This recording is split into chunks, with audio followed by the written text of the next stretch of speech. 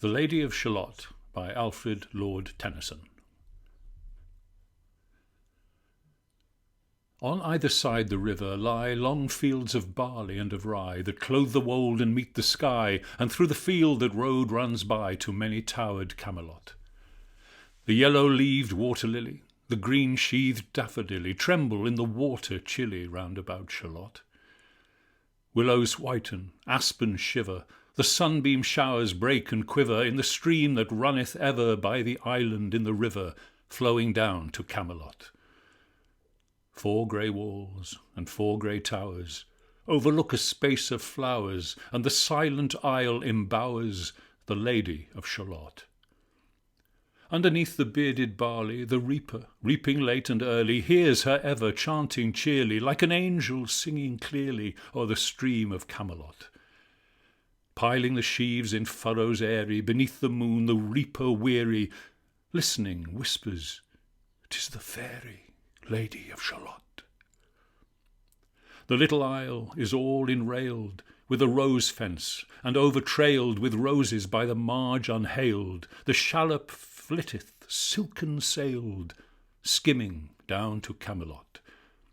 A pearl garland winds her head, she leaneth on a velvet bed, full royal apparelled, the Lady of Shallot.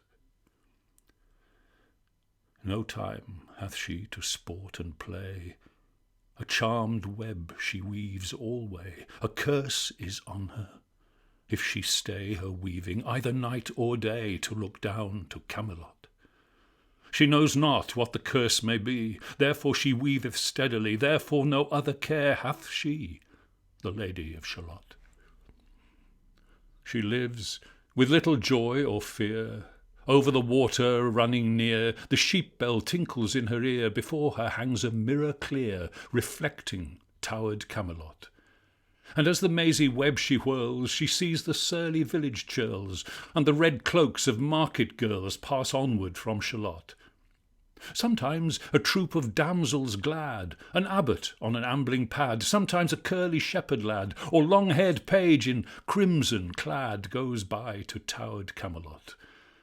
And sometimes through the mirror blue the knights come riding 2 and 2.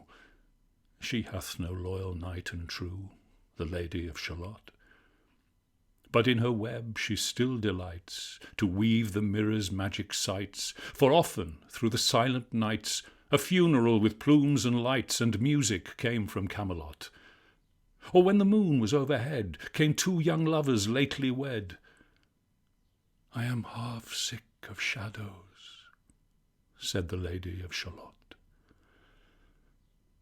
A bowshot from her bower eaves he rode between the barley sheaves. The sun came dazzling through the leaves, and flamed upon the brazen greaves of bold Sir Lancelot. A red-cross knight for ever kneeled to a lady in his shield, that sparkled on the yellow field beside remote Shalott. The gemmy bridle glittered free, like to some branch of stars we see hung in the golden galaxy. The bridle bells sang merrily as he rode down from Camelot. And from his blazoned baldric slung a mighty silver bugle hung, and as he rode his armour rung beside remote Shalott.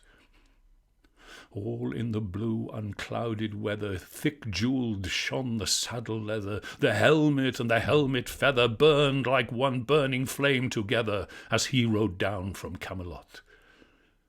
As often through the purple night, below the starry clusters bright, some bearded meteor trailing light moves over green Shalott.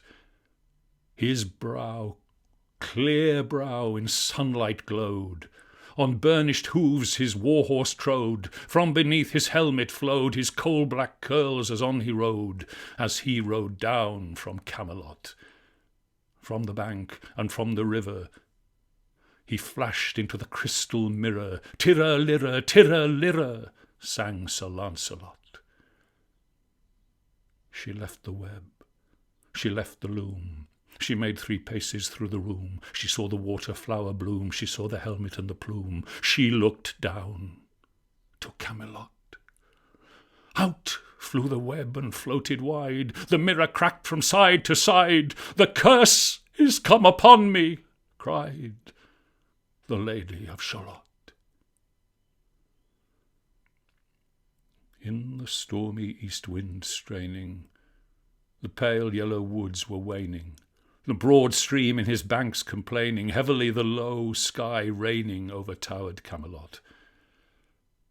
Outside the isle, a shallow boat beneath a willow lay afloat. Below the carven stern she wrote, the Lady of Shallot. A cloud-white crown of pearl she dight, all raimented in snowy white that loosely flew, her zone in sight clasped with one blinding diamond bright, her wide eyes fixed on Camelot. Though the squally east wind keenly blew, with folded arms serenely by the water stood the queenly Lady of Shallot. With a steady stony glance, like some bold seer in a trance, beholding all his own mischance, mute with a glassy countenance, she looked down to Camelot. It was the closing of the day. She loosed the chain, and down she lay. The broad stream bore her far away, the Lady of Shallot. As when to sailors, while they roam by creeks and outfalls far from home, rising and dropping with the foam, from dying swans wild warblings come, blown shoreward, so to Camelot, still as the boat-head wound along the willowy hills and fields among, they heard her chanting her death-song, the Lady of Shallot.